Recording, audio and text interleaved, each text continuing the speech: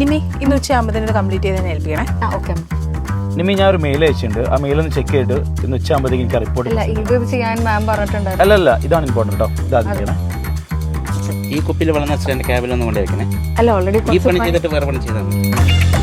Hello നിമി, ഇതെന്തായി?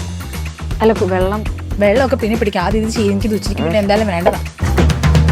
അതെ, കഴിഞ്ഞ മാസം റിപ്പോർട്ടില്ലേ എന്താണെന്ന് മെയിൽ അയച്ചേ.